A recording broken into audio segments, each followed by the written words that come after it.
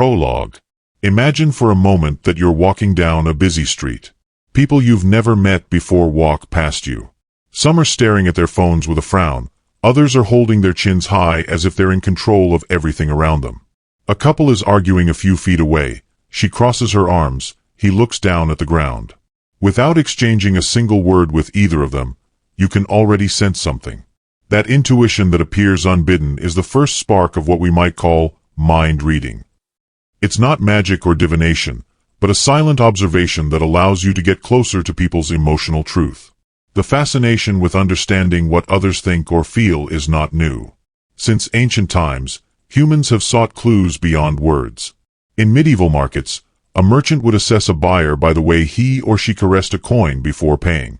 In palaces, the king's advisors would watch closely how an ambassador inclined his or her head or shifted his or her weight before giving a response. These were tiny signals, almost invisible to the inattentive, but loaded with information for the discerning.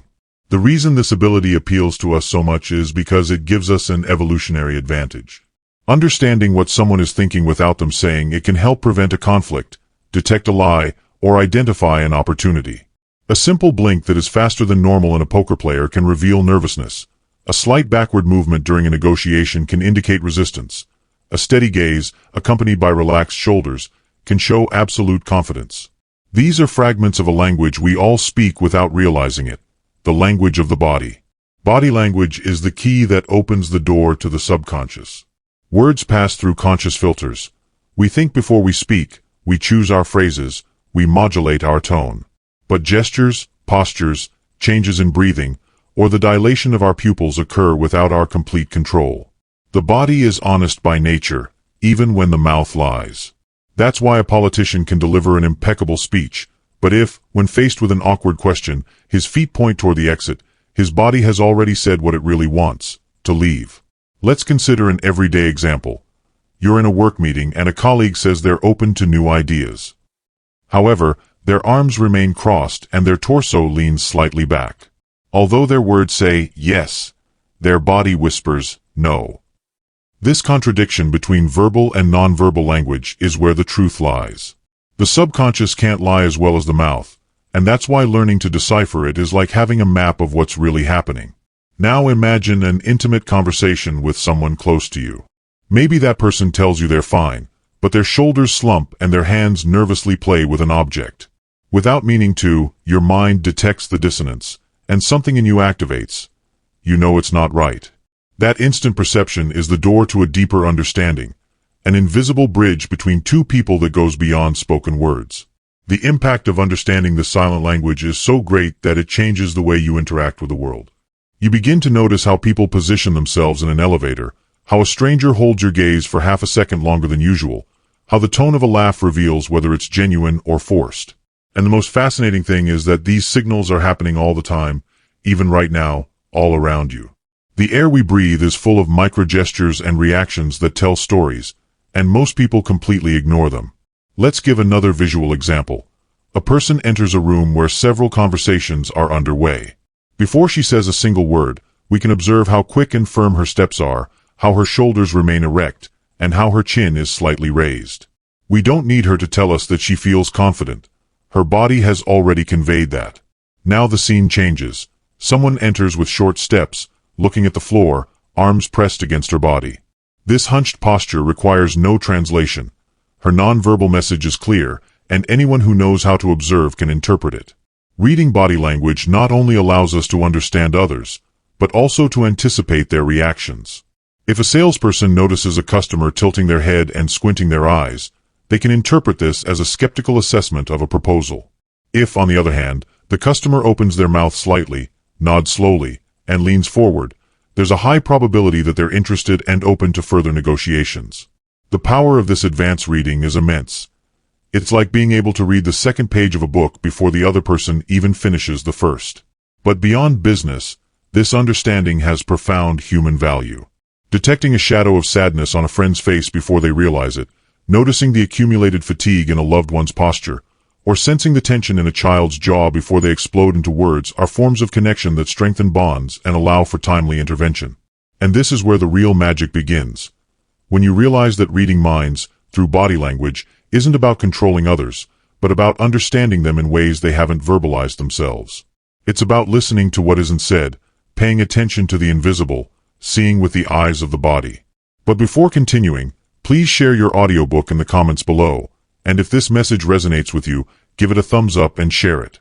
This way, you'll be sure not to miss any content that nourishes your mind and brings you closer every day to the life you truly deserve. There's no time to waste. Now, let's continue. Part 1. Body Language Basics. Chapter 1. What mind reading really is. When we hear the phrase mind reading, many people imagine a magician on stage, reading cards or revealing secrets a spectator is hiding. The idea sounds mysterious, almost magical. But in reality, mind reading, in the sense we're talking about, has nothing to do with supernatural powers. It's something much more earthly and verifiable. The detailed observation of behaviors, gestures, and reactions, combined with an understanding of universal human patterns. The most common mistake is confusing it with fortune-telling. Fortune-telling is based on assumptions without a verifiable foundation, on intuitions that can't be explained by any method. Scientific behavior analysis, on the other hand, is like being a detective of the unspoken. It works with data, microexpressions, changes in tone of voice, body movements, variations in breathing. It's not, I feel you're thinking this, but I observe this signal and, based on what science and experience indicate, I can interpret that you're likely feeling or thinking this. Imagine a police investigator interrogating a suspect. He doesn't need the person to confess to know they're hiding something. He can detect it when asked a key question, the pupil dilates, the body tenses slightly, and the voice becomes higher pitched. These changes are automatic physiological responses that do not depend on conscious will. It's not a sixth sense. It's the mastery of an invisible language that we all speak, but few know how to decipher. The big difference with divination is that here you don't work with faith, but with observable evidence. If in a conversation you notice that your interlocutor crosses their arms, purses their lips, and leans back their torso just after you propose an idea, you're not guessing that they don't like it. You're reading a pattern that has been repeated millions of times by millions of people and that, in a very high percentage of cases, indicates rejection or discomfort. Now, understanding that this is an analysis doesn't mean it's infallible. Body language is a powerful reflex, but it must always be interpreted within context. A crossed arm can indicate defense, yes, but it can also mean the person is cold or simply comfortable that way. The mistake many beginners make is giving a narrow interpretation to a single signal. True mind readers analyze groups of signals, sequences, and changes before and after specific stimuli. This is where we enter the realm of ethics. Reading minds, or more precisely, interpreting body language and microsignals, is a subtle power. And like all power, it can be used for good or to manipulate. Some people use it to better understand and help others. Therapists who detect the tension in a patient that hides an emotion, mediators who prevent a conflict by seeing signs of growing irritation. But there are also those who use it for their own benefit, manipulating negotiations, exploiting insecurities, or influencing decisions without transparency. The ethical boundaries are clear. Observing and understanding a person doesn't give you the right to invade their emotional privacy without their consent or to use that information to harm them. There's a big difference between adjusting your communication to be more effective and using knowledge to obtain something the other person wouldn't knowingly give away. A salesperson can notice that a customer is feeling insecure and, ethically, offer more information and reassurance. But it would be unethical to exploit that insecurity to pressure them into buying something they don't need. Let's consider a delicate example. A boss who knows how to interpret his team's nonverbal cues could identify an employee who is looking for another job before he even says so. Ethically, he could use that information to offer him opportunities that motivate him to stay. But if he uses that knowledge to isolate or pressure him, he would be crossing a dangerous line. Ethics also involves accepting that our interpretations won't always be correct. Even with experience, there's always the possibility of error, because people are complex, and their nonverbal communication is influenced by multiple factors. Their culture, their mood, their physical health, their personal history. The responsible thing to do is to interpret signals as hypotheses, not as definitive judgments. Nonverbal mind reading isn't a tool for always being right, but rather for increasing the likelihood of understanding what's happening. Therefore, a good observer doesn't just record signals. He or she compares them with the context, listens to the words, remembers previous interactions, and, above all, maintains the humility of knowing that there's always something new to learn. If you ever find yourself reading someone and are tempted to use what you know to gain an advantage without considering the other person, remember this. Trust is more valuable than any momentary victory. When people feel you listen and understand them, the connection that is created is far more powerful than any fleeting manipulation. That connection is the true reward of learning to read minds. Chapter 2. The Science Behind Nonverbal Language. Every time a person communicates, regardless of language or culture, their body is transmitting a second message parallel to the words. This silent channel is not a modern invention. It's the result of millions of years of evolution. Long before humans uttered their first word, they already communicated with gestures, postures, and nonverbal sounds. Imagine our prehistoric ancestors. They didn't have a complex vocabulary, but they could warn of danger with a glance, invite a meal with a nod, or express submission by lowering their shoulders and avoiding eye contact. These signals were universal, rapid, and, most importantly, they could save lives. Evolutionary psychology shows us that body language is a vestige of those primitive survival mechanisms. The speed with which we interpret a facial expression or a change in posture is astonishing, and it doesn't happen by chance. Our brain is designed to detect it. A fraction of a second is enough for the amygdala, the part of the brain responsible for processing emotions, to react to a threatening gesture. There's no need to think. The body acts before the mind has time to analyze. Let's take an example. You're walking down the street and, in the distance, you see someone running toward you, frowning and fists clenched. You don't need them to say, "I'm angry," to understand. In that instant, your heart races, your muscles tense, and you prepare to react. That's the power of nonverbal communication. It conveys information immediately and directly, without going through the filter of language. Social psychology studies have attempted to quantify this phenomenon, and one of the most repeated figures is that approximately 93% of human communication is nonverbal. This doesn't mean that words don't matter, but rather that the emotional weight, credibility, and interpretation of a message depend largely on elements such as tone of voice, facial expressions, posture, and gestures. If someone says, "I'm happy for you," to you with a broad smile, bright eyes, and a warm voice, you'll believe they mean it. But if they say the same words with pursed lips, a slightly furrowed brow, and a subdued tone, your brain will detect the contradiction and doubt their sincerity. The importance of the nonverbal component is so great that, in many interactions, it can contradict or reinforce words. In a police interrogation, for example, a suspect may claim he wasn't at the crime scene, but if his hands tremble, he avoids direct eye contact, and his breathing quickens. These nonverbal signals will generate distrust. That's why professionals such as security officers, psychologists, and negotiators pay so much attention to what the body says beyond the words. The fact that so much of communication is nonverbal also explains why it's sometimes so difficult to correctly interpret written messages, such as emails or text messages. Without the speaker's tone of voice, facial expressions, or posture, we miss a huge amount of contextual information. A simple written "okay" can sound neutral, enthusiastic, or even annoyed, depending on how the person would pronounce it, but in a plain message, it's almost impossible to tell. This shows that our brains are used to receiving complete information. Words plus body language, not just single words. Let's return for a moment to the idea of evolution. Many gestures we use today have roots so ancient that we're not even aware of them. Showing the palms of your hands, for example, is a gesture of openness that conveys sincerity and a lack of threat. In ancient times, it meant you weren't carrying a weapon.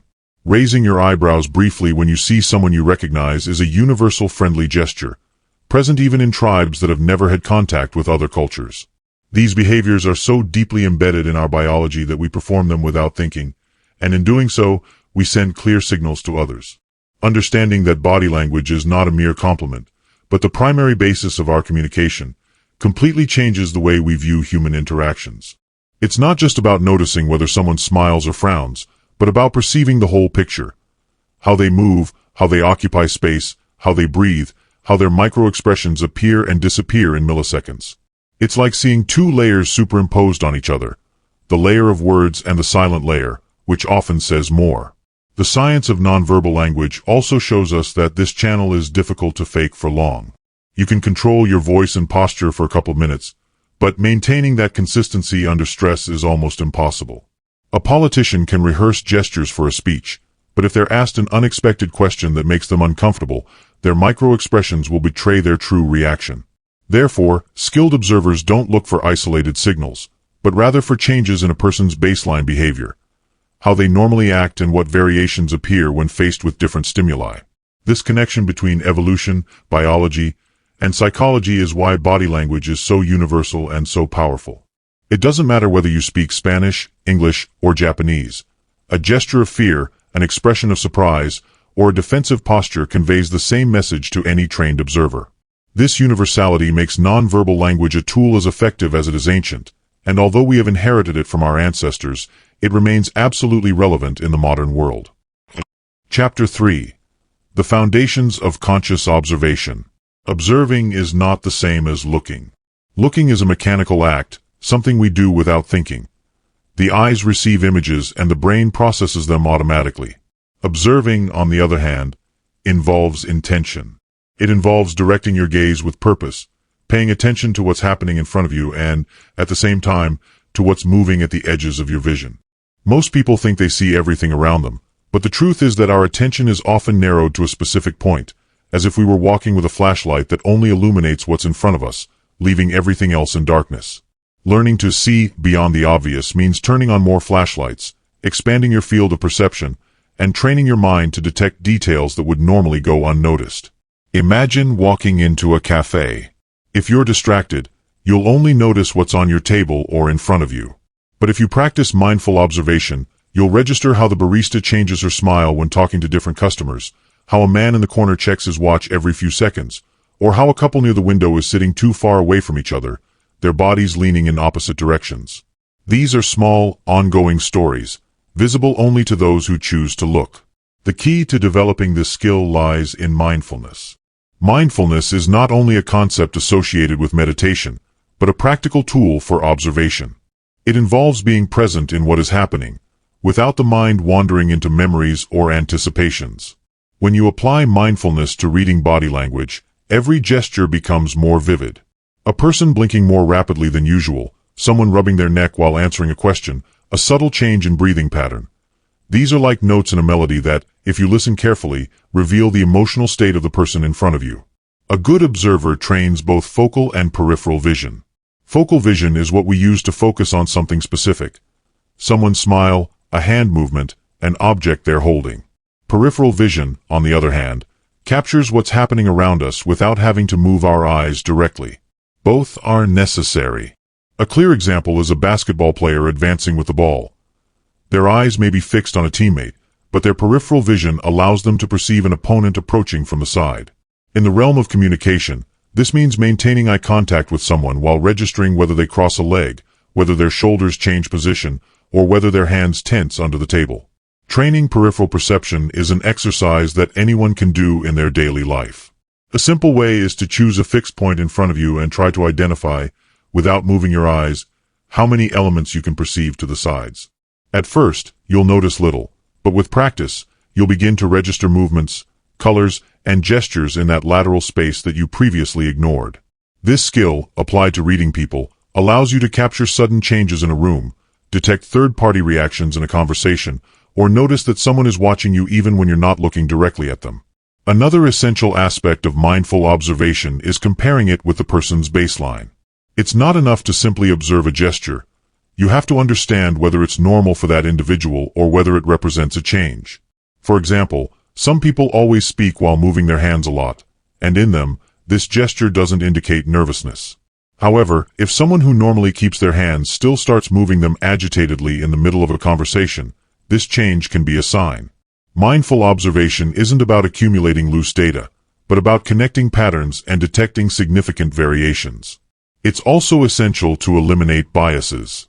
We all have preconceived ideas about how certain people should behave, and those biases can distort interpretation. Mindful observation means putting those ideas on hold and looking at what's actually happening, not what we think should happen. For example, you might think that a person with their arms crossed is closed to the conversation, but if you notice that the temperature in the room is low and that several people are adopting the same posture, the context changes your interpretation. Constant practice is the only way to refine your observation. This doesn't mean intrusively monitoring everyone, but rather cultivating the habit of effortlessly noticing details. On public transportation, you can practice noticing how people's posture changes as their stop approaches.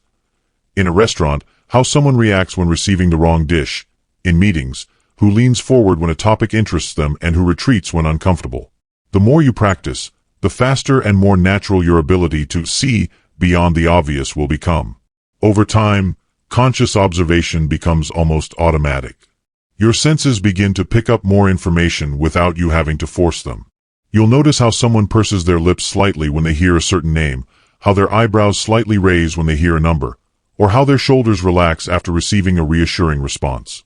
These small glimpses, almost invisible to most, become clear signals for you, like words written in a language you've learned to read.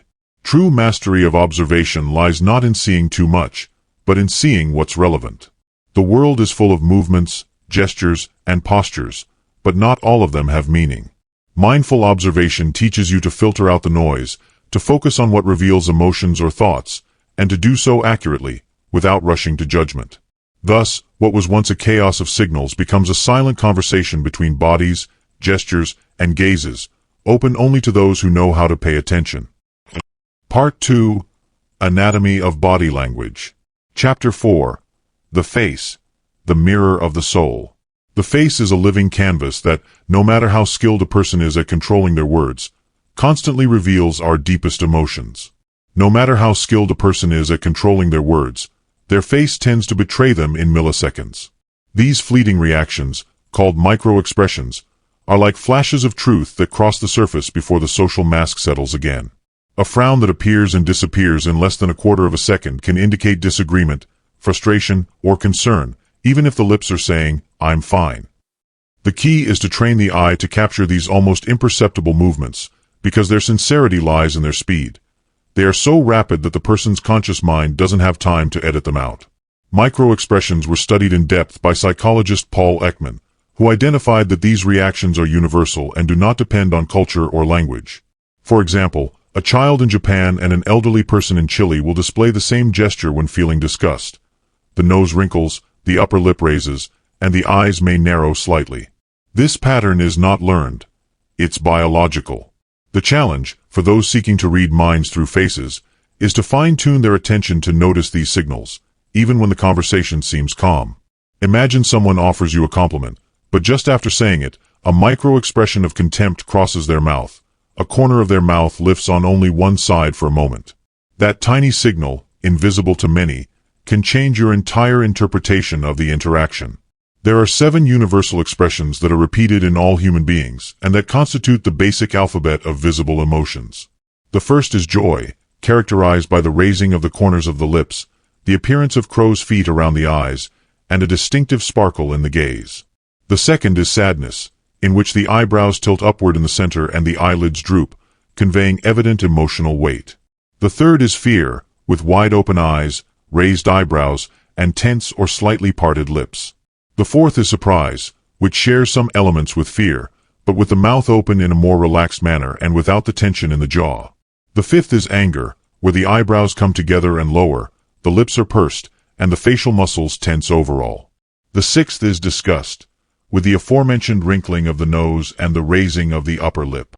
The seventh is contempt, unique in that it is unilateral, where only one corner of the mouth is raised, showing silent disdain. Observing these signals isn't just a matter of memorizing them, but learning to perceive the context in which they appear. A smile during a joke may be genuine, but a smile formed only with the mouth, without wrinkling the eyes, could be a social mask. Context determines meaning. Anger in a heated argument carries a different weight than silent anger in a work meeting. Furthermore, the face doesn't act alone. The muscles of the face are connected to the rest of the body, and a gesture can be confirmed or contradicted by posture, breathing, or gaze direction. For example, if someone says they're excited about a new project, but their face shows a micro-expression of fear followed by a deep breath, you may be dealing with someone who is actually feeling insecure or pressured. This doesn't mean you should always confront the person with your interpretation, but you can adjust your communication to make them feel more comfortable or to subtly explore what they're really thinking. Training to detect micro-expressions begins with repeated exposure. You can practice by watching video interviews, pausing and rewinding to notice fleeting gestures, or paying attention to everyday interactions. At first, your brain won't pick up on anything, but over time, you'll begin to see patterns that previously went unnoticed. This type of mindful observation is like learning a new language. It requires consistency, patience, and active visual listening. The fascinating thing is that once you develop the skill, you not only detect emotions in others, but you also become more aware of your own. You begin to notice when your own microexpressions might betray what you're trying to hide. This doesn't mean you should constantly monitor every muscle in your face, but you do become more honest with yourself and can better manage your reactions. Ultimately, the face is a constantly moving emotional map, and learning to read it is like gaining access to the unfiltered version of human thought. Chapter 5. The Eyes and the Direction of Gaze. The eyes are much more than an organ of sight. They are a direct channel to a person's mind and emotions. Since ancient times, it has been said that the eyes are the mirror of the soul, and this is no exaggerated metaphor. They contain a wealth of signals that, if interpreted carefully, can reveal internal states with a surprising level of precision. The direction of the gaze, its intensity, the length of time it is held, and the way it interacts with blinking are all elements that make up a silent language, yet as expressive as any spoken conversation. A quick glance can indicate shyness, evasion, or even submission, while a steady stare can be perceived as interest, challenge, or threat, depending on the context and the nuances that accompany it. Gaze direction is one of the most subtle clues for deciphering what a person is thinking or feeling. In communication psychology, it has been studied that eye movements can be correlated with mental processes. For example, some people tend to look upward to the left when trying to recall visual information and upward to the right when creating or imagining something. Although this is not an absolute rule, as individual and cultural variations influence it, this observation can be useful as part of a broader set of cues.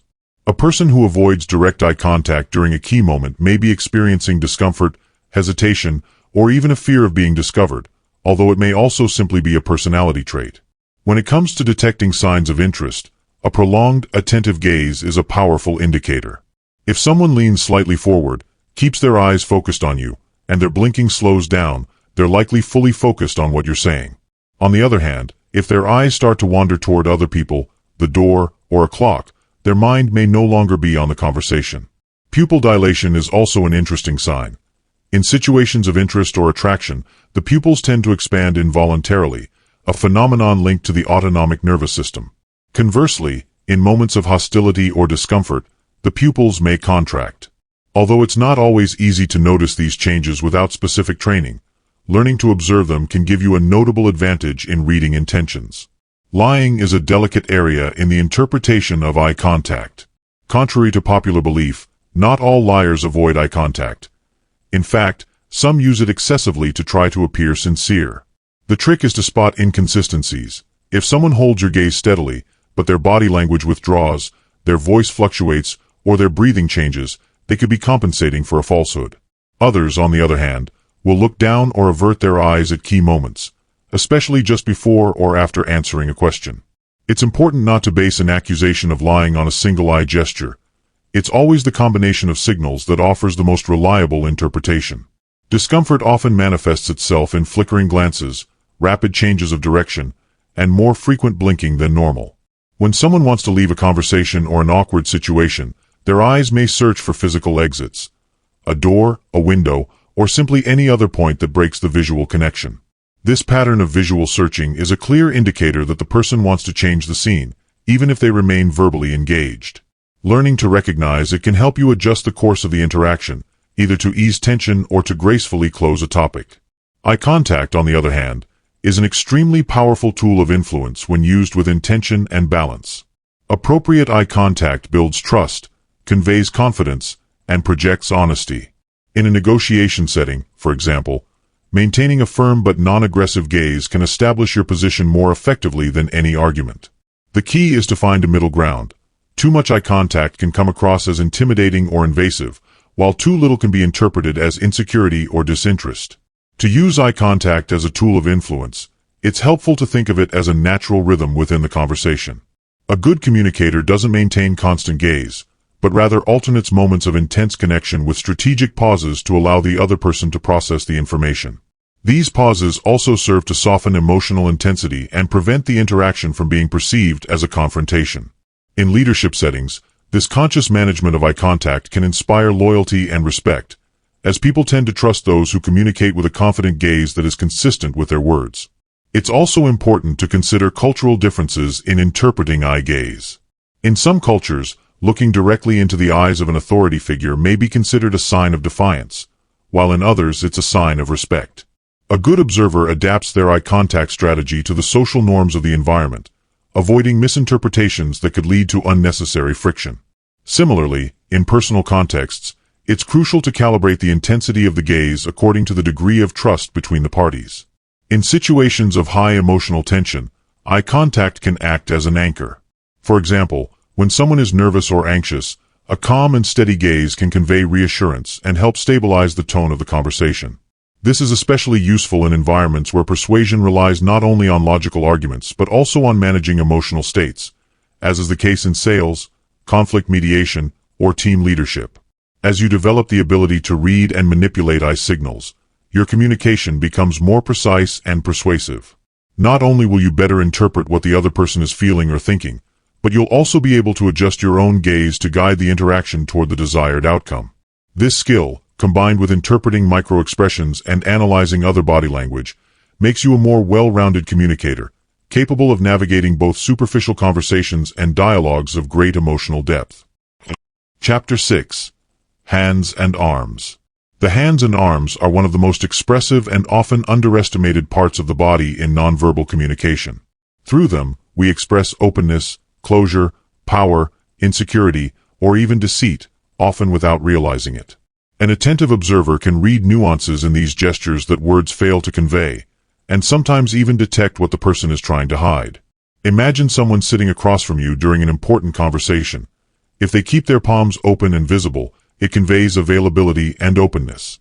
On the other hand, if their arms are rigidly crossed and their hands hidden, there is likely a mental or emotional barrier, a need to protect themselves, to distance themselves, or even to resist the conversation. Physical openness and closure often reflect mental openness or closure. Opening gestures aren't limited to palms up. They also include relaxed arms at the sides of the body, hands that move smoothly while speaking, without stiffness, and gestures that invite others to participate. Think of a speaker who, when addressing their audience, extends their arms forward in a fluid motion. This unconscious signal indicates receptivity and connection. In contrast, defensive gestures often involve crossed arms, hands held close to the body, or movements that seek to block the space between oneself and others, such as placing an object, a folder, a bag, in front of one's torso. These actions aren't necessarily hostile, but they do reveal a certain discomfort, insecurity, or desire for protection. There are also gestures that convey power and authority. A clear example is the position of hands clasped behind the back, adopted by military figures or political leaders during inspections or speeches. This gesture exposes the torso, a vulnerable area, denoting security and control of the situation. Another gesture is the cup-shaped hands gesture, with the fingertips touching, common among negotiators and senior executives. It conveys confidence and mastery of the subject. Even simply taking up more space with the arms, resting them flat on the table or extending them over the back of a chair, communicates authority, although if exaggerated, it can be perceived as an invasion of personal space. Among the most significant arm gestures, the handshake deserves special attention. It's not just a greeting, but a ritual of introduction that sends multiple messages in fractions of a second.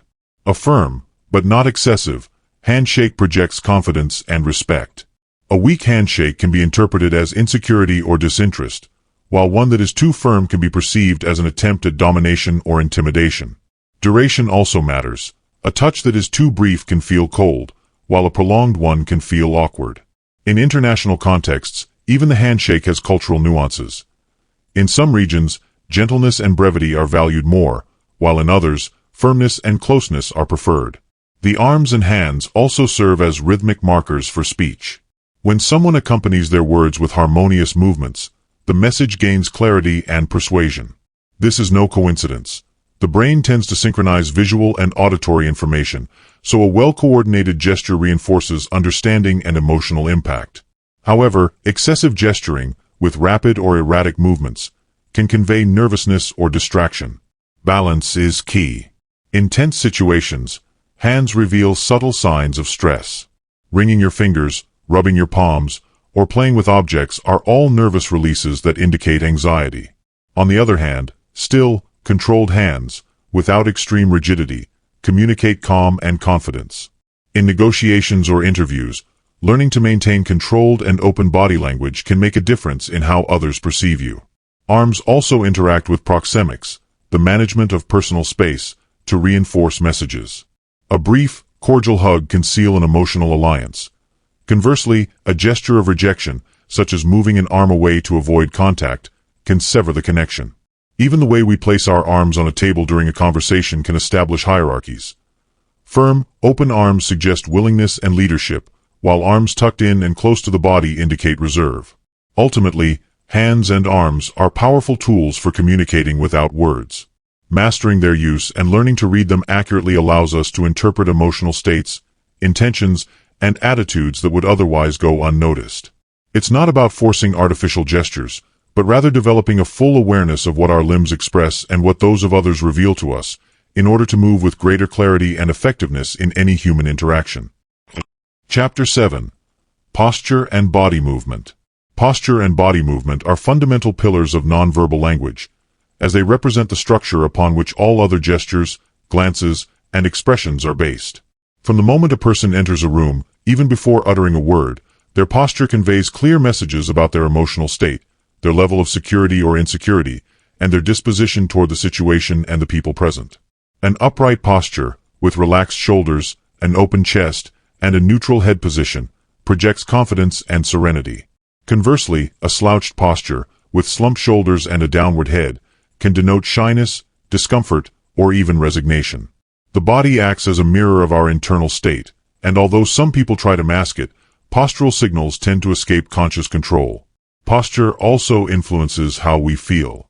Numerous studies have shown that adopting a confident and expansive body position not only changes others' perception of us but also alters how our brains interpret situations. Maintaining a wide posture can elevate our internal sense of security, reduce stress, and improve our willingness to act decisively. This explains why coaches, leaders, and speakers often recommend adopting power positions before an important moment, such as a meeting, negotiation, or presentation. It's not about showmanship, but about utilizing the mind-body connection to boost self-confidence. At the other extreme, closed postures, such as crossing the arms over the chest or hunching inward, often convey defensiveness, discomfort, or disinterest. While in some cases it may simply be a comfortable posture or protection from the cold, in most social interactions these signals are interpreted as psychological barriers. Learning to detect the difference between a casual gesture and a sign of insecurity or resistance requires observing the overall context. Posture, gestures, tone of voice, and verbal content all come together to reveal the true meaning. Body movement, for its part, adds a dynamic dimension to the message. How a person stands or sits isn't enough. How they move, the speed at which they move, and the fluidity of their actions convey equally valuable information. A confident gait, with firm steps and a steady rhythm, usually indicates determination and control of the situation. Conversely, hurried and haphazard walking can reflect anxiety or haste, while slow, hesitant progress could show doubt or a lack of motivation. Body rhythm is especially revealing in face-to-face interactions. A person who moves in sync with their interlocutor, naturally adapting their posture and speed, is sending signals of connection and empathy. This occurs unconsciously and is known as mirroring. On the other hand, a discordant movement, in which the person breaks the synchronization, can indicate disagreement, discomfort, or an intention to distance themselves. Even small postural adjustments during a conversation communicate internal changes.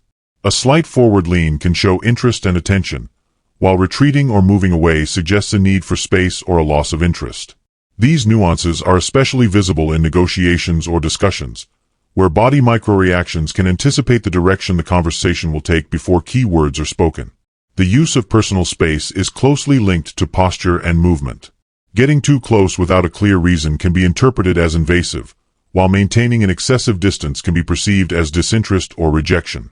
Cultural norms influence what is considered an appropriate distance, but in general, the human body responds instinctively to invasions of its space. It straightens, retreats, or adopts protective postures. Those who learn to manage and respect this space achieve smoother and less tense interactions. In the professional world, posture are strategic tools. A leader who walks around the room at a leisurely pace, takes calculated pauses, and keeps his back straight generates a strong and respected presence. On the other hand, a person who avoids eye contact, walks with a slump, or moves erratically can give the impression of being unprepared or insecure. Even in informal settings, these elements shape how others perceive us and, consequently, the quality of our relationships. It's also important to consider that posture and body movement can be consciously adapted to influence a situation. An interviewee who sits upright and leans slightly toward the interviewer conveys engagement. A speaker who walks fluidly across the stage without sudden movements creates an impression of closeness and control. On the other hand, a person who fidgets or remains motionless can generate discomfort or boredom in their audience. Reading movement and rhythm isn't limited to direct human interactions. Even in public places, such as stations, shopping malls, or busy streets, the way people move offers clues to their emotional state.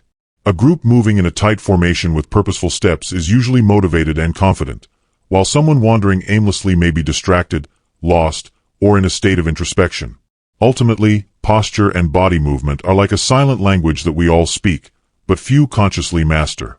Observing them carefully, both in oneself and in others, allows us to better understand the intentions and emotions underlying every interaction.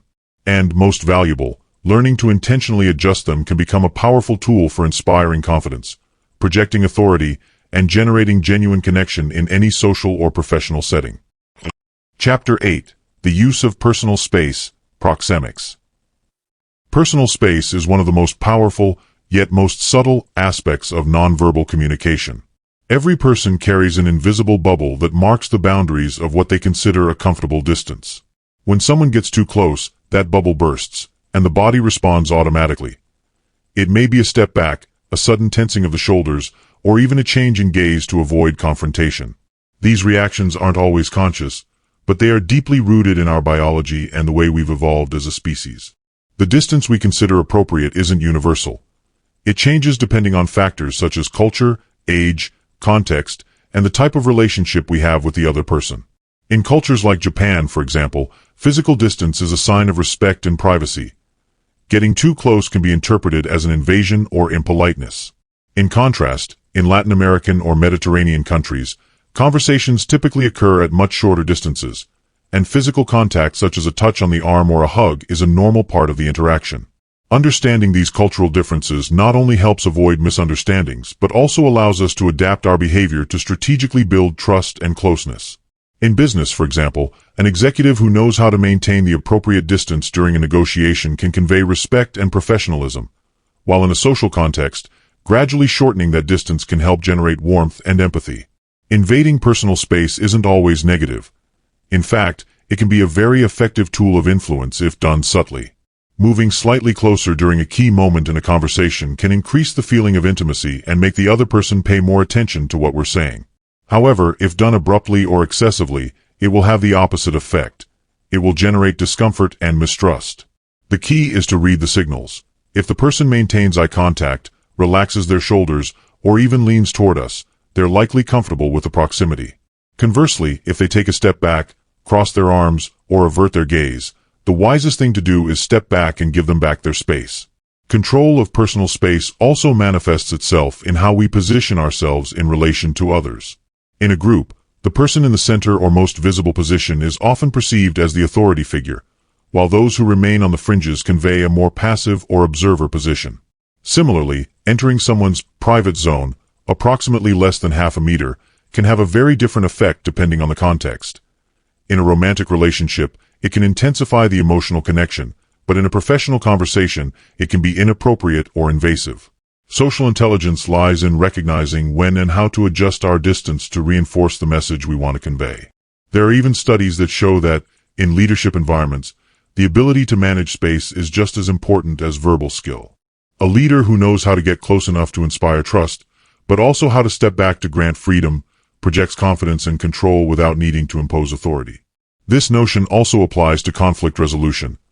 Maintaining a moderate distance in a heated discussion helps calm emotions and prevents the situation from escalating. Conversely, Reducing the distance too much in a moment of tension can be interpreted as provocation. A clear example of the conscious use of personal space can be seen in police interrogations.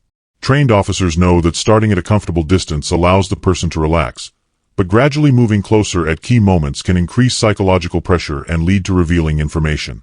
Similarly, in sales, a salesperson may begin the interaction by maintaining a social distance, then gradually reduce it while building trust and closing the deal. Managing personal space depends not only on our physical position, but also on how we use our bodies to mark boundaries or open doors. Placing an object like a folder or a coffee cup between us and another person can be an unconscious way of creating a barrier, while leaving our hands visible and our torso oriented toward the other person communicates openness. The interplay between approaching and moving away, between opening and closing, is a silent dance that, when mastered, allows us to influence without saying a single word. The fascinating thing is that this spatial language works on a deeply emotional level. The human brain is programmed to associate physical proximity with intimacy and trust, because that's how our interactions worked in early social groups. Being close to someone meant they were part of our tribe, our safe circle.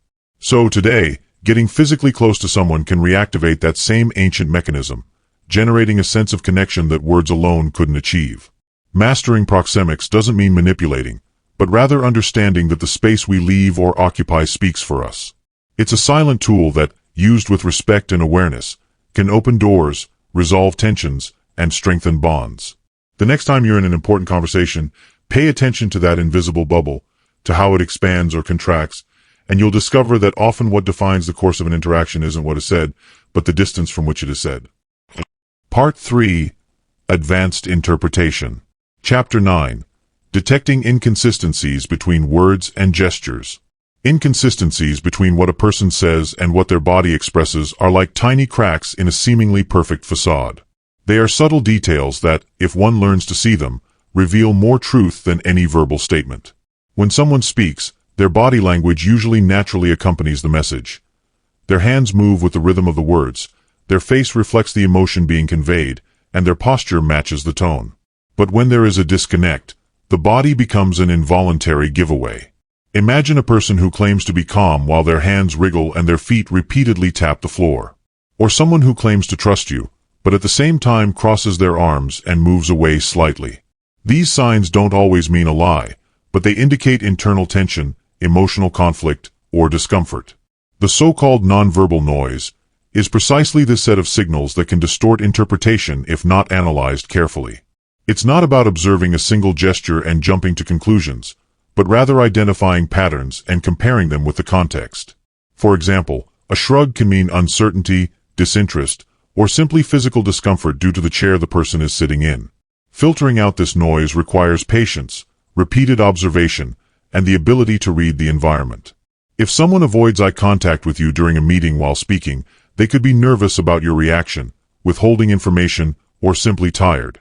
Context and the coherence of the whole are the filters that allow us to separate the relevant from the secondary. Detecting lies through body language is a delicate matter.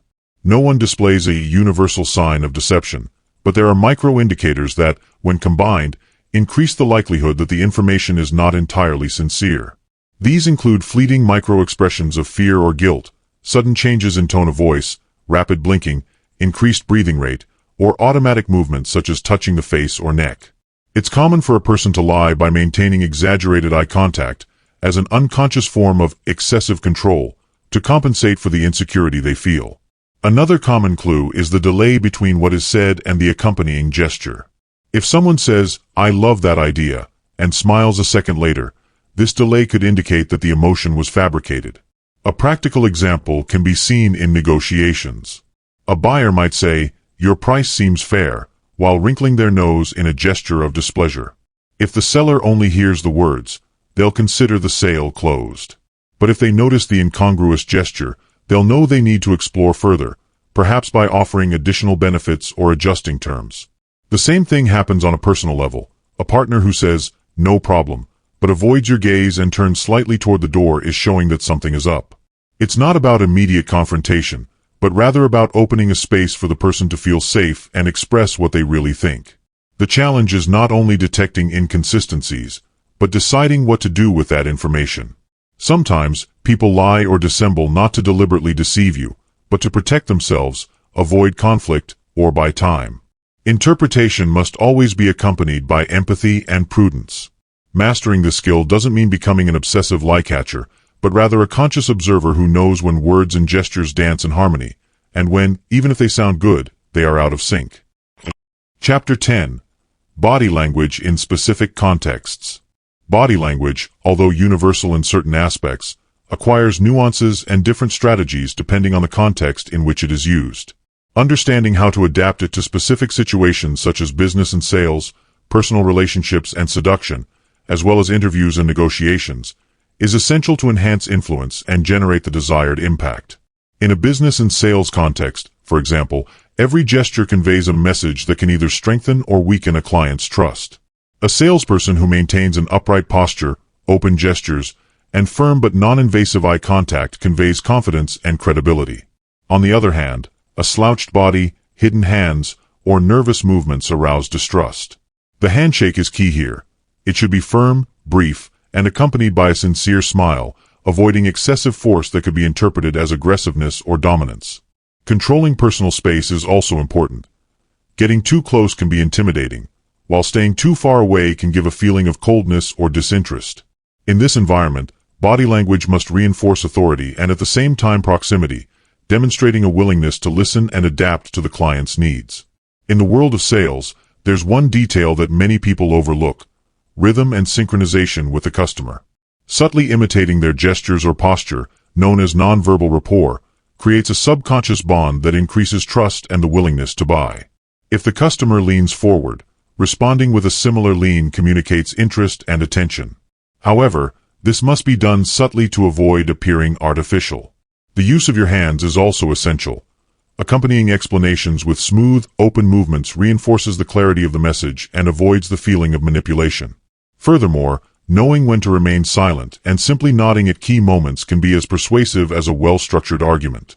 Ultimately, in business and sales, body language must project professionalism, empathy, and emotional control, as the customer is not only buying a product or service, but also trusting the person offering it. In personal relationships and seduction, body language takes on a more emotional and sensory component. Here, genuine connection is more important than authority. Posture should be relaxed but confident, conveying comfort with oneself and openness toward the other person. Prolonged eye contact, accompanied by a genuine smile, creates an immediate emotional bridge. However, in this context, excessive intensity can generate discomfort, so it's key to calibrate the duration and depth of the gaze. Small gestures, such as tilting your head slightly when the other person speaks, show interest and attention. Body orientation is another decisive factor. Turning your torso and feet toward the other person indicates that you are giving them total priority at that moment. In seduction, touch management also plays a role. A light, brief touch on the arm or shoulder, at the right moment, can intensify the connection and generate intimacy. However, touch should always respect the other person's personal space and signals. Invading this space prematurely can generate rejection. Body synchronization plays an important role. Matching your breathing or the rhythm of your movements to the other person's creates an unconscious sense of compatibility. Furthermore, gestures that expose vulnerable areas of the body, such as showing the wrists or brushing hair away from the neck, are subtle signals of attraction. The key here is authenticity. Overly rehearsed or exaggerated body language loses its power and conveys falsehood. In interviews and negotiations, body language becomes a strategic weapon for projecting competence, control, and adaptability. Upon entering a room, the first impression is decisive. Walking with a firm stride, keeping your chin slightly raised, and offering a confident greeting set the tone for the interaction. In the interview, it is essential to maintain an upright and stable posture, avoiding sudden or repetitive movements that may betray nervousness. Eye contact should be regular and balanced, demonstrating confidence without becoming confrontational. Hands, visible on the table, can be used to emphasize important points, but closed gestures such as fists or tightly clasped fingers should be avoided, as they convey tension. In a negotiation, body language can be used to set the pace and exert influence.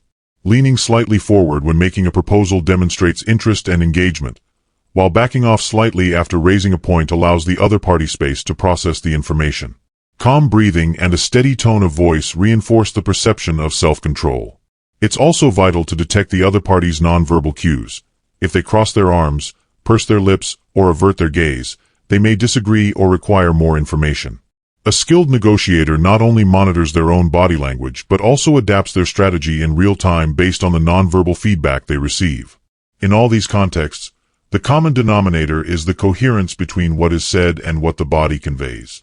Credibility and influence depend largely on this congruence. A sales professional, a seducer, or a negotiator can master verbal rhetoric, but if their body language doesn't support their message, their impact will be diminished. Therefore, training the skill involves both self-observation and conscious practice in real-life settings, adjusting every gesture and posture to align with the communicative objective. Body language in any of these scenarios is more than a complement. It is the true channel through which the essence of our message travels. Chapter 11. Signs of Stress, Anxiety, and Deception. The human body is a stage where emotions are involuntarily played out, and rarely are these internal plays as revealing as when it comes to stress, anxiety, and deception. Whenever a person experiences an intense emotional charge, the body activates a series of physiological mechanisms that can be carefully observed. For example, under stress, sweat glands are activated, causing sweating in areas such as the forehead, hands, or the back of the neck, even in cool environments. A salesperson being pressured to justify a price, for example, might maintain a seemingly calm tone of voice, but if you look closely, you may notice their fingers tense, their breathing quicken, or a sudden sheen appear on their skin due to perspiration.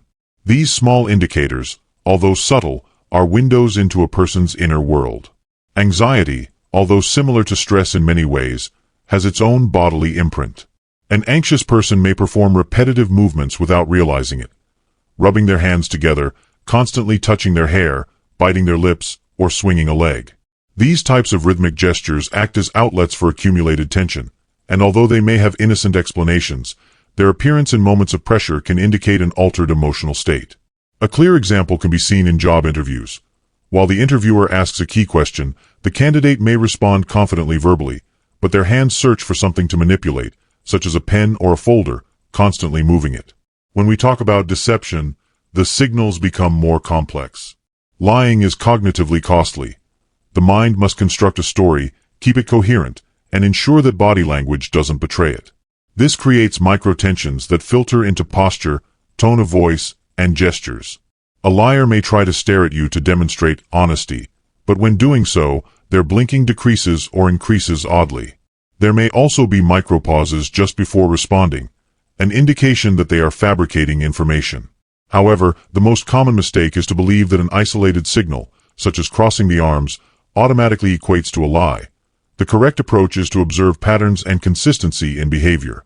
Differentiating between nerves and guilt requires an almost detective-like approach. Imagine a student being questioned about a missed exam. If their discomfort stems from shyness or fear of authority, their gestures will be consistent with a general feeling of insecurity, hunched shoulders, downward gaze, and a low voice. On the other hand, if guilt is present, an internal struggle may be evident. The body tries to project calm, but leaks appear, such as increased tension in the jaw, microexpressions of fear or anger, and sudden changes in tone of voice. This contrast between what one wants to show and what the body reveals is one of the most reliable clues for the trained observer. The key lies in the individual's baseline. A professional speaker may sweat from the intensity of the moment without being nervous or lying. Similarly, someone may avoid eye contact out of cultural habit. Therefore, before interpreting a signal as definitive, one must observe how the person behaves in neutral situations and compare those reactions with their behavior under pressure. An accurate reading is not based on stereotypes, but on a careful analysis of the change in habitual patterns. If observed patiently and without prejudice, the signs of stress, anxiety, and deception are not simple fortune-telling tricks, but natural manifestations of a body that, no matter how hard we try, can't fully lie. And it is there, in those small inconsistencies, that the purest truth is hidden, even if we try to cover it up with words. Part 4. Persuasion and Mind Control Techniques. Chapter 12. How to use your own body language to influence. Body language not only serves to interpret others, but also to project the image we want others to perceive of us. Understanding how to use it consciously can make you a more persuasive, confident person, and capable of quickly generating trust. The projection of security and authority begins long before you open your mouth. It is conveyed through your posture, your gaze, your rhythm of movement, and the way you occupy space. A person who stands upright, with their shoulders slightly back and their chin in a neutral position, radiates presence. There's no need to exaggerate. In fact, the most convincing authority is that which appears natural. The key is to keep your back straight and your gestures relaxed, as if every movement were under control, avoiding fidgeting or nervous movements that denote insecurity. Eye contact is another key pillar. Looking into the eyes naturally, without challenging or intimidating, creates a direct connection with the other person. Firm yet flexible eye contact, accompanied by a congruent facial expression, can convey that you are confident and credible. In a professional setting, maintaining eye contact while giving instructions or presenting ideas reinforces your leadership position. However, it's important to break eye contact strategically to avoid creating discomfort. A good balance consists of holding eye contact for 3 to 5 second intervals and then gently moving away to resume at a later time. The voice and body work together to project authority. A controlled tone of voice, without tremors, and with a calm cadence, indicates that you are confident in what you are saying. Avoiding speaking too quickly helps your words carry more weight and prevents you from seeming to seek approval from the other person. Your gestures should be measured, broad but not exaggerated movements, gestures that open up the space and accompany the speech rather than distract from it. For example, when explaining a complex idea, using your hands to make a point or point in a direction can reinforce the message and help the listener retain it. When it comes to creating instant rapport, the mirroring technique is one of the most effective and natural when done subtly. This involves lightly mirroring the other person's posture, gestures, and speech rhythm. If your interlocutor leans slightly forward, you can make a similar movement a few seconds later. If they speak in a soft tone, you can modulate yours to match. This adjustment shouldn't be an obvious imitation, but rather a way of synchronizing with their energy and communicative style. When achieved, the other person often feels, subconsciously, that they are speaking to someone who understands them, which opens the door to influence and genuine connection. Another powerful technique for generating immediate connection is the use of positive microexpressions, especially the genuine smile. It's not about smiling non-stop, but rather doing so at the right moments to convey warmth and receptivity. A genuine smile triggers a trusting response in the other person's brain, reducing barriers and resistance. Combined with open body language, arms uncrossed, hands visible, torso oriented toward the person, it creates an atmosphere where communication flows more naturally. Managing your space also influences others' perceptions of you. Approaching someone at just the right distance to keep the interaction personal, but without invading their personal space, demonstrates respect and social control. In situations of influence, moving slightly closer when emphasizing a key point and then stepping back slightly can add weight to your message. This subtle play of distance creates dynamism and keeps the other person's attention. Finally, the strategic use of pauses and silences can be as powerful as words. Pausing briefly before answering a difficult question, or after an important argument, gives the impression that you are carefully considering your answer and confident in your message. People in authority don't rush to fill every silence. They know that a moment of stillness can be a persuasive tool in itself. When you master projecting confidence and building rapport, your body language becomes an amplifier of your verbal message. Every gesture, every glance, and every pause aligns with what you want to convey, making your presence remembered not only for what you said, but for how you made others feel. The true power of influence lies in that coherence between your inner self and what you project outwardly. Chapter 13. Emotional Anchors and Body Synchronization. Emotional anchors and body synchronization represent one of the deepest levels of interpersonal connection, where it's not just about understanding what the other person is saying or how they say it, but about entering their same emotional state and guiding them toward the one you wish to generate. An emotional anchor is an unconscious association between a specific stimulus, such as a gesture, a word, a tone of voice, or even a smell, and a particular emotional state. These anchors are created naturally in everyday life. A song you heard during a happy moment can bring back that feeling years later, or a fragrance can immediately remind you of a person. In conscious communication, learning to intentionally create and activate anchors allows you to influence how the other person feels while interacting with you. To establish a positive anchor, it's essential to identify a moment during the interaction when the person is experiencing a positive emotion, such as excitement, security, or relief. At that moment, you can reinforce it with a specific stimulus, a light touch on the shoulder, a distinctive phrase, or a visible gesture. If you repeat this stimulus at similar moments, the other person's brain will automatically begin to associate it with that emotion. Later, simply repeating it will reactivate the same emotional state. The key is subtlety. The anchor must be integrated into the conversation naturally so that it goes unnoticed on a conscious level. Body synchronization is the perfect complement to these anchors, as it creates a physical and emotional connection between you and your interlocutor.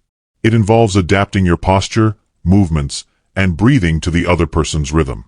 For example, if your interlocutor speaks slowly and pauses for long periods of time, gently mimicking that pattern creates a sense of connection and deep understanding. If they breathe slowly and relaxed, adjusting your breathing to match it sends an unconscious signal that you are both aligned. This technique works because, in human nature, we tend to trust more those who seem to be like us. Empathy plays a central role in this process. It's not enough to simply copy gestures or voice patterns. Synchronization must stem from a genuine intention to understand the other person's emotional state. When empathy is authentic, your body language, microexpressions, and tone of voice adjust naturally, without seeming like you're acting. At this point, mirroring becomes a subtle dance where leadership is gained step by step. Once a connection is achieved, you can gradually guide the other person toward a more productive or receptive emotional state by modifying your own body language and watching how the other person unconsciously follows suit. The conscious use of tone of voice and pauses is another crucial tool in this equation. Tone can convey warmth, authority, urgency, or calm, and can completely change the emotional meaning of a statement. I understand, spoken gently and slowly, can calm someone who is upset, while a forceful, upward-sounding tone can motivate a discouraged person. Knowing when to speed up the pace to generate enthusiasm or slow down to encourage reflection is a skill that separates an average communicator from a truly influential one. Pauses, for their part, are spaces of power in conversation. A brief silence after asking a question allows the other person to process and feel compelled to fill the gap, revealing information or opening their mind to your influence. A pause before an important statement creates anticipation and increases the impact of your words. This tense management, combined with synchronized body language, acts as an emotional anchor in itself. The person will associate your strategic pauses with moments of clarity or importance. True mastery of anchoring and body synchronization lies not in applying them as isolated tricks, but in integrating them as a natural part of your way of interacting. This requires practice, observation, and, above all, awareness. When entering a conversation, think not only about what you want to say, but also about the emotional state you want to evoke and how your body, your voice, and your silences can lead the other person there. When you master this art, you can turn a simple exchange into an emotionally meaningful experience that leaves a mark on the other person's memory and perception of you. Chapter 14. Group Reading and Social Dynamics. Group reading and understanding social dynamics are skills that go beyond observing a single person. In a group context, behavioral patterns, implicit hierarchies, and micro-interactions create a social ecosystem in which each individual plays a role, consciously or unconsciously. Reading a group means capturing not only what is being said, but also how people position themselves relative to one another, who makes decisions, who goes with the flow, and who influences invisibly. This ability not only allows you to understand the dynamics in real time, but also to find the exact point to exert influence effectively and discreetly. Detecting leaders and followers begins with observing subtle indicators. The leader, even if he or she doesn't have a formal title, usually sets the pace of the conversation, introduces the most hotly debated topics, and receives more eye contact than others. People look to him or her for approval, to nod, or to react to what he or she says. His or her body language tends to be more expansive. He or she takes up more space, keeps his or her back straight, speaks with a clear and confident tone, and rarely seeks validation from others. On the other hand, followers often mirror the leader's postures and expressions, chiming in to reinforce or complement his or her points, but not to challenge them. Identifying these figures in the first few minutes of a meeting or group interaction allows you to understand how power flows in that setting. However, not all leaders are equally visible. Some exercise silent leadership, influencing from the background through close relationships, strategic comments, or gestures that direct attention towards certain ideas. This type of leadership is harder to detect, but it is revealed by observing who others listen to or follow at key moments, especially when there is disagreement or uncertainty. Often, These silent leaders can have more real power than those who openly dominate the conversation. Silent influence in group conversations involves guiding the course of discussions without assuming an obvious central role. This is achieved through precise and timely interventions, as well as through the control of nonverbal language. Maintaining selective eye contact with key people while another person is speaking, nodding at specific moments, or showing an expression of genuine interest in certain ideas can make those ideas gain weight, even without saying a word. The way you physically position yourself in the group also communicates a lot. Standing slightly toward the center or next to a visible leader can mentally associate you with them, while moving toward those who appear more neutral allows you to connect with different subgroups and gain their trust. In group reading, it's vital to understand that every conversation has subplots. While one person is making a point, another may be gesticulating nervously, exchanging glances with a colleague, or impatiently checking their phone. These micro-behaviors indicate agreement, disagreement, or emotional disengagement. By paying attention to these cues, you can tailor your intervention to reconnect the group, reinforce an argument, or diffuse tensions before they become apparent to everyone. The art of influencing without imposing also requires strategic management of pace and energy. If the group is too fast-paced, introducing slower, more thoughtful comments can balance it. If it's subdued, bringing energy through a firmer tone and open body language can revive it. The key is to detect the collective state and act as a catalyst for the transition to the state that best suits you. Another essential aspect is the ability to amplify others' ideas without appearing to steal them. Reinforcing a positive comment from a leader or follower, adding a nuance that strengthens it, positions you as someone who adds value and respects the group structure, while gaining influence in the background. This strategy is especially useful when you don't yet have a defined role in the group dynamic, as it allows you to integrate organically and increase your presence without generating resistance. In the long run, mastering group reading and silent influence not only allows you to adapt to different social settings, but also makes you a privileged observer who can anticipate moves, alliances, and conflicts. In work meetings, negotiations, or social events, this ability puts you one step ahead, as you understand not only what's happening on the surface, but also the undercurrents that truly drive decisions and relationships. Integrating these skills into your daily life will allow you to become someone who doesn't need to raise your voice to be heard, because you'll know exactly when and how to move so that your presence and ideas are felt throughout the group. Part 5. Practice and Training. Chapter 15. Daily Exercises to Fine-Tune Your Reading. The ability to read people and understand social dynamics isn't developed solely through theory, but through constant and deliberate practice. Just as a musician fine-tunes their ear by training it day after day, or an athlete hones their coordination and strength with repeated workouts, reading human behavior requires daily exercises that keep your observation sharp and your interpretation flexible. The key is to integrate these practices into your daily life so that they become almost automatic, yet always conscious. This means you don't need to set aside specific times to train, but rather learn to do it in any environment, from the street to your workplace to a social event. Let's start with street practice scenarios. When you're walking through a busy place, turn it into a silent laboratory.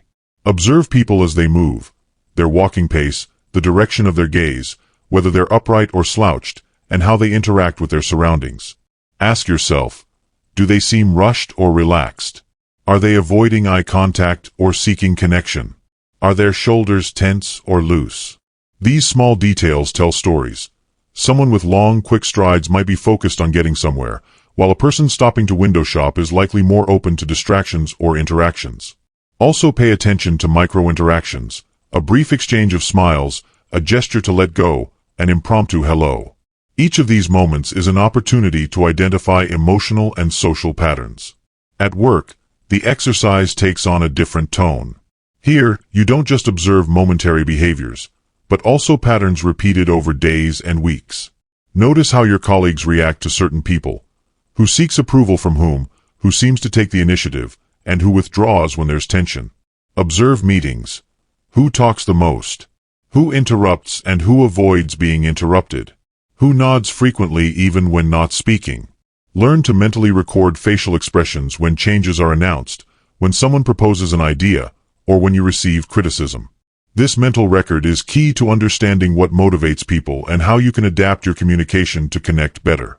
At social events, training becomes more dynamic because the energy is different and interactions tend to be more spontaneous. Here, you can practice identifying microgroups and analyzing how they form. Ask yourself, who is the center of attention? Who makes an effort to join a conversation but fails?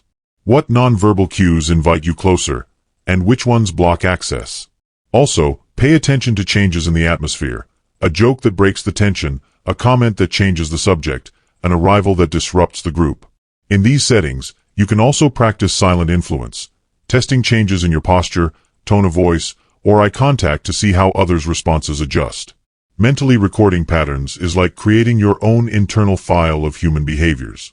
Every time you identify a gesture, tone, or micro-expression, store it in your memory along with the context in which it occurred and the outcome it caused. For example, if you notice that on several occasions a person touches their neck before giving an evasive answer, record that association. If you notice that someone always smiles slightly before interrupting another, mentally note it. Over time, this internal file becomes a library of signals that you can consult almost instinctively, allowing you to detect patterns before they fully develop. To make this record more effective, it's a good idea to mentally review your observations at the end of the day.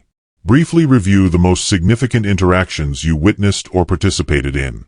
Ask yourself, what cues went unnoticed at the time, but you now recognize? Was there anything you misinterpreted? How could you have acted differently to achieve a more favorable outcome? This daily reflection reinforces your learning and sharpens your ability to react better in future situations.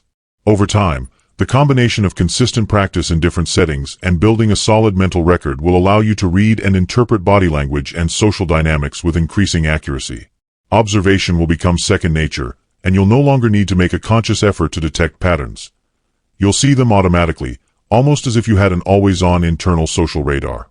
However, keeping it fine-tuned will depend on your commitment to practice, because human observation, like any fine skill, rusts if left unused. Chapter 16. Real Cases and Narrated Analysis. In a busy cafe in a large city, a man in a dark suit sits at a table by the window. Opposite him, a middle-aged woman with her hair tied back and a notebook in her hands appears to be taking notes while he speaks. At first glance, it might seem like a common business meeting, but upon closer inspection, interesting nuances emerge. The man maintains an upright posture, although his shoulders are slightly hunched forward, indicating interest and a certain need to convince. His right hand, constantly tapping his watch, suggests a mixture of impatience and nervousness. The woman, for her part, tilts her head slightly to one side as she listens, which is usually a sign of genuine attention, but her right foot, which moves rhythmically under the table, indicates internal tension or a certain discomfort. A step-by-step interpretation reveals that although the conversation seems professional, there is an imbalance. He is in persuasive mode, trying to obtain an agreement, while she listens, but critically evaluates each word. A trained observer might deduce that the final decision will depend on whether the man manages to reduce his urgency and convey confidence without being pressuring. In another case, in an office hallway during coffee break, two colleagues meet by chance. The first, holding a cup, smiles broadly and places his hand on the other's shoulder in a friendly manner. However, the pressure of the gesture is minimal and the smile doesn't engage the muscles around the eyes, revealing that the cordiality is superficial. The second colleague responds with a half-smile, tilting his head, but immediately crosses his arms, signaling a defensive closure. In these types of scenes, the internal narrative is clear. The interaction is more a social obligation than a genuine exchange. Analysis reveals that the arm crossing is not necessarily an outright rejection, but rather a way of maintaining emotional distance while complying with the minimum courtesy required in a work environment. At a networking event, a young woman enters the room with short, quick steps, clutching her bag against her torso. Her eyes scan the room at rapid intervals, without lingering on anyone. A man already engaged in conversation with a small group spots her from a distance and, without breaking the conversation, angles his body slightly toward her, widening the angle of his posture. This subtle gesture sends a nonverbal invitation signal. The young woman, picking up on the signal, slows her steps and smiles briefly before approaching. The step-by-step analysis shows how a single change in posture can change the course of an interaction. The man projected openness and made it easier for her to integrate into the group, while she, upon reading that signal, felt more confident in taking the next step. In a park, a father and his young son feed pigeons. The boy enthusiastically throws the bread, but every time a pigeon gets too close, he takes a step back. The father smiles and crouches down to the boy's level, placing a hand on his back.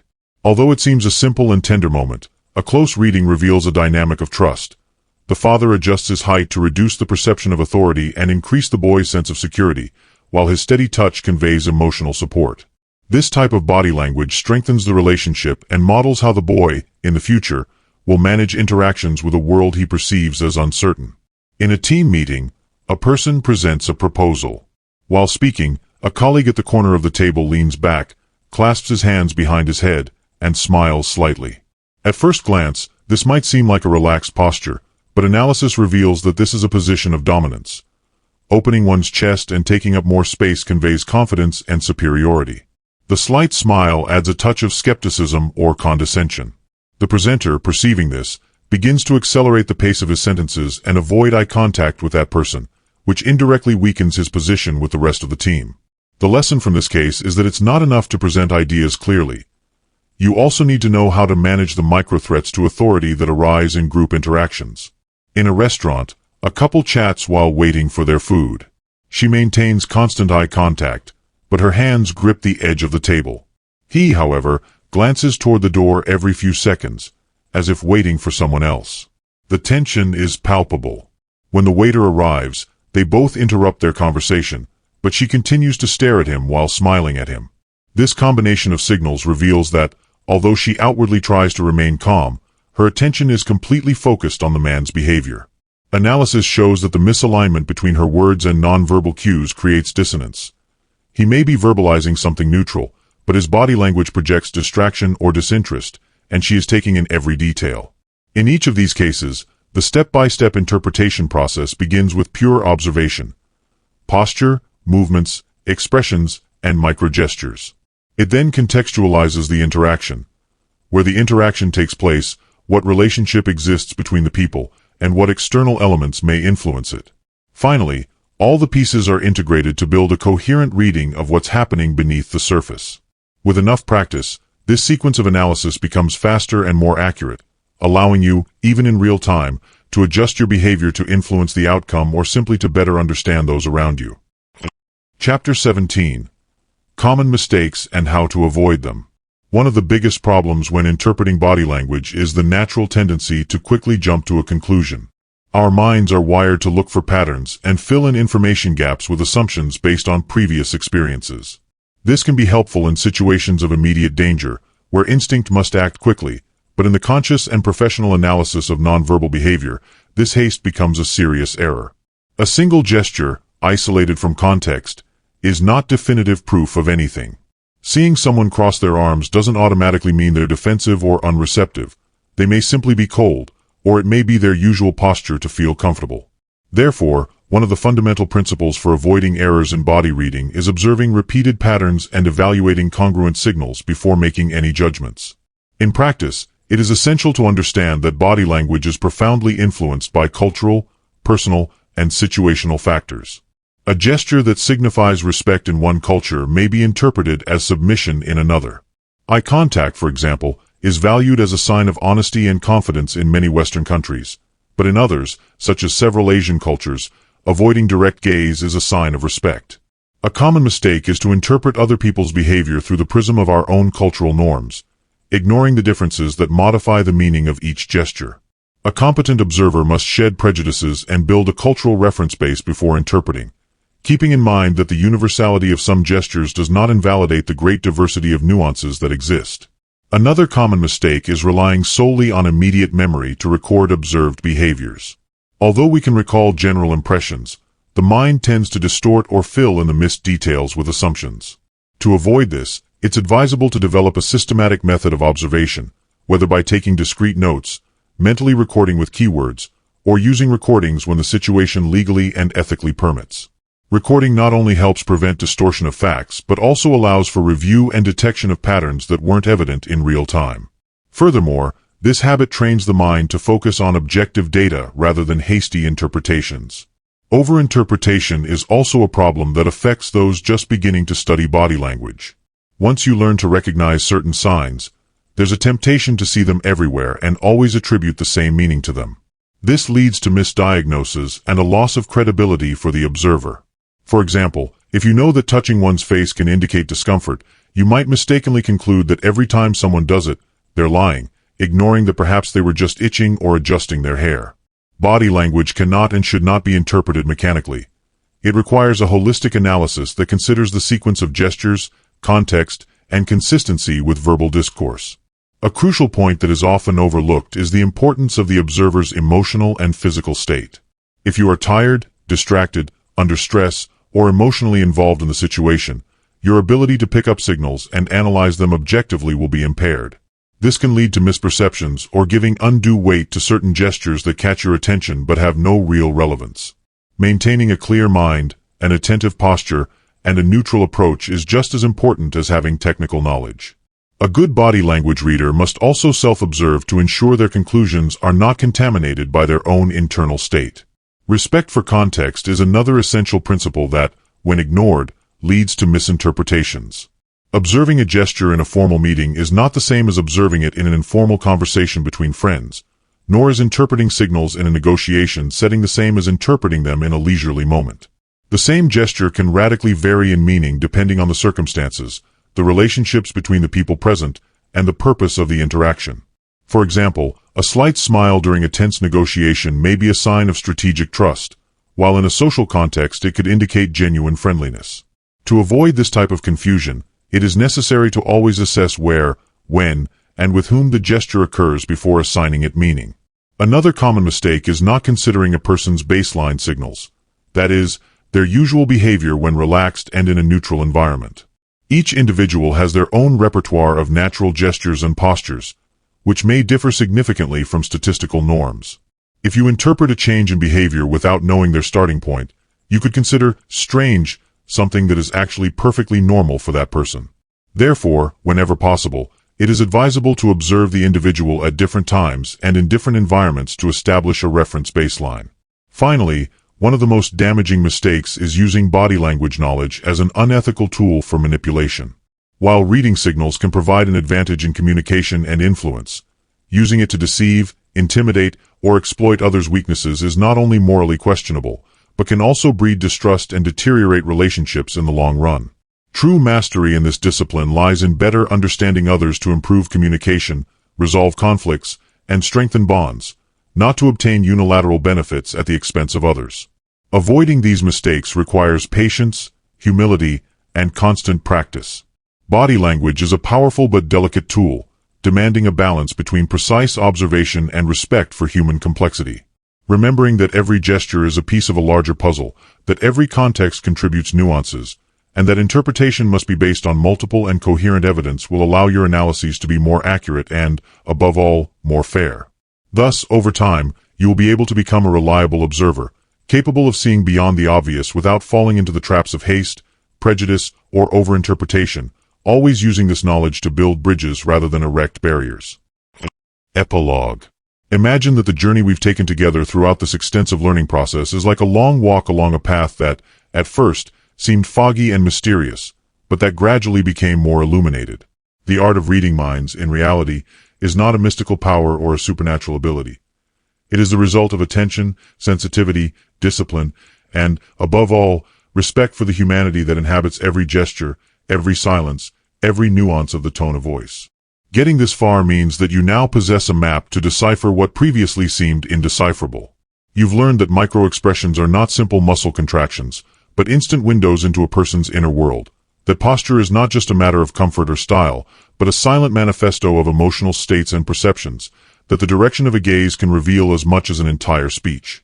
But with that power also comes an enormous responsibility. Not to use it as a weapon to manipulate, but as a tool to connect more authentically, to understand before judging, to accompany before pressuring. Because while it's true that interpreting nonverbal language can give you a strategic advantage in negotiations, sales, interviews, or personal relationships, it's also true that it can be hurtful if used for selfish or invasive purposes. The world is full of people who want to be heard, but who rarely find someone who truly observes them deeply. The gift you have now cultivated puts you in a unique position. You can become that observer who not only hears words, but also perceives hidden emotions, who detects fears that no one verbalizes, who understands the incongruity between an "I'm fine" and hunched shoulders or a tense jaw. However, It's essential that you don't become a quick judge of the signals you see. Context is always the great translator of body language. A gesture that in one culture means discomfort may be simple respect in another. An evasive glance may be shyness and not necessarily a lie. A crossed arm may be defensive, but also cold. A good mind reader doesn't get caught up in immediate interpretations, but instead contrasts, observes for a longer time, and looks for patterns before deciding what they see really means. Responsibility also involves knowing when to keep quiet. There are times when seeing too much can make you want to spill the beans, but that's not always right or necessary. Part of your maturity in this skill will be discerning when to share what you perceive and when to keep it to yourself. Sometimes, simply understanding someone internally and acting with more empathy is more valuable than expressing it with words. This links directly to the use of influence. Influencing is not manipulating. Influencing ethically is inspiring positive change, guiding without imposing, helping without forcing. Your body language, for example, can become an anchor of calm for a nervous person, a beacon of confidence for a team in crisis, or a silent invitation for someone to open up emotionally.